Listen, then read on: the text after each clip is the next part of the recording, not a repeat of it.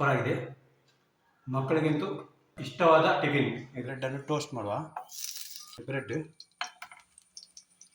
ಪಲ್ಟಿ ಹಾಕುವ. ನೋಡಿ, ಸ್ವಲ್ಪ ಟೋಸ್ಟ್ ಆದರೆ ಸಾಕಿಷ್ಟು.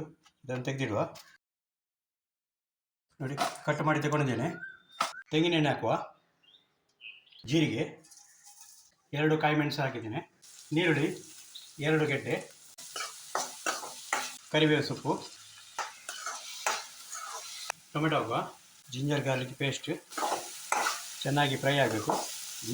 ಕ್ಯಾಪ್ಸಿಕಮ್ ಹಾಕುವ. Turmeric powder 1/4 tea spoon, garam masala powder, ಮೊಟ್ಟೆ ಹಾಕುವ.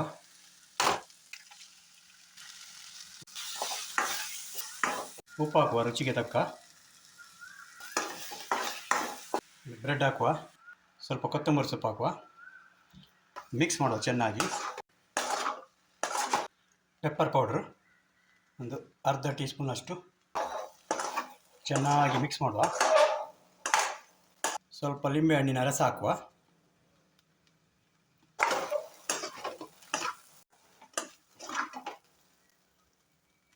ಫ್ರೆಂಡ್ಸ್, ಬ್ರೆಡ್ ಮಸಾಲ ರೆಡಿಯಾಗಿದೆ.